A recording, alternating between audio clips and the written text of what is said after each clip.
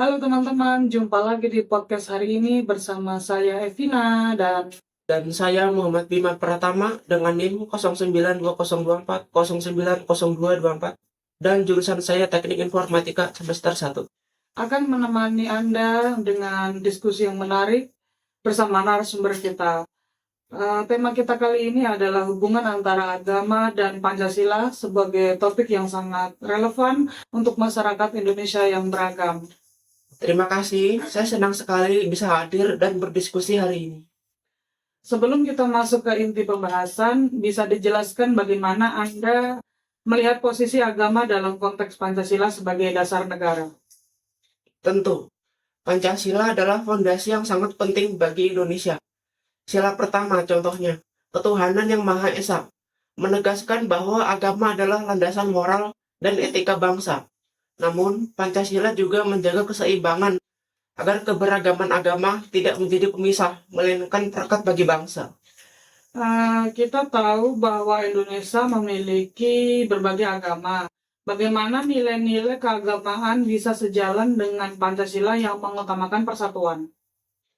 Nilai-nilai agama seperti kasih sayang, keadilan, dan kebenaran sebenarnya selaras dengan sila-sila dalam Pancasila.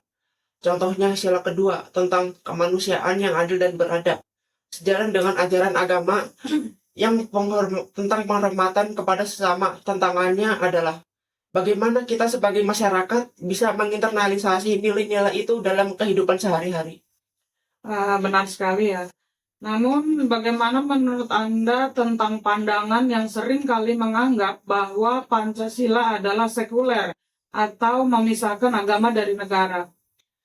Itu pandangan yang kurang tepat. Pancasila bukan sekuler dalam arti memisahkan agama dari kehidupan publik, tetapi memberikan ruang yang setara bagi agama untuk berkembang. Jadi Pancasila adalah dasar yang inklusif bukan eksklusif.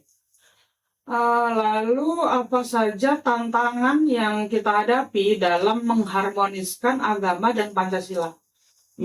Salah satu tantangan utama adalah radikalisme dan intoleransi yang seringkali menggunakan agama sebagai alat untuk memecah belah. Selain itu, ada juga kesenjangan pemahaman tentang Pancasila, terutama di kalangan generasi muda yang membuat nilai-nilainya kurang dipahami sebagai panduan hidup berbangsa dan bernegara. Apakah ini juga terkait dengan pendidikan? Betul, pendidikan sangat penting. Kurikulum pendidikan kita harus menambahkan nilai-nilai Pancasila sejak dini. Bukan hanya dalam bentuk teori, tetapi juga praktik di lingkungan sekolah dan masyarakat. Yang terakhir, apa yang bisa kita lakukan sebagai individu untuk memperkuat harmoni antara agama dan Pancasila? Kuncinya adalah dialog dan kolaborasi. Kita harus membuka ruang diskusi lintas agama dan lintas generasi untuk saling memahami. Selain itu, penting untuk mempraktikkan nilai-nilai Pancasila dalam kehidupan sehari-hari seperti toleransi, keadilan, dan musyawarah. Sangat inspiratif ya. Betul. Jadi intinya adalah kolaborasi dan implementasi ya. Betul. Baik teman-teman, kita sudah sampai di akhir diskusi dari pembahasan tadi. Kita bisa melihat bahwa agama dan Pancasila bukanlah dua hal yang saling bertentangan, tapi justru saling melengkapi. Dengan memahami nilai-nilai keduanya, kita bisa menciptakan Indonesia yang lebih harmonis dan damai. Terima kasih banyak kepada narasumber atas waktunya dan pandangan yang sangat berharga. Semoga diskusi ini bisa menginspirasi kita semuanya. Terima kasih juga dan semoga ini bisa bermanfaat bagi banyak orang.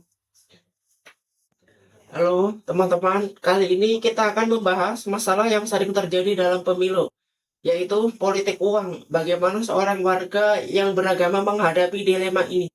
Kita akan mendengar pandangan narasumber kita. Selamat datang, jelaskan sedikit bagaimana pandangan agama dan Pancasila terhadap politik uang. Dalam agama, politik uang jelas bertentangan dengan nilai-nilai moral. Misalnya dalam Islam, praktek ini masuk dalam kategori suap yang dilarang karena merusak keadilan. Demikian pula agama lain mengajarkan kejujuran dan integritas. Oke, baik. Jika dilihat dari perspektif Pancasila, terutama sila keempat tentang musyawarah dan sila kelima tentang keadilan, Bagaimana politik uang bertentangan dengan nilai-nilai tersebut? Politik uang jelas melanggar sila keempat karena menghilangkan asas musyawarah yang sehat.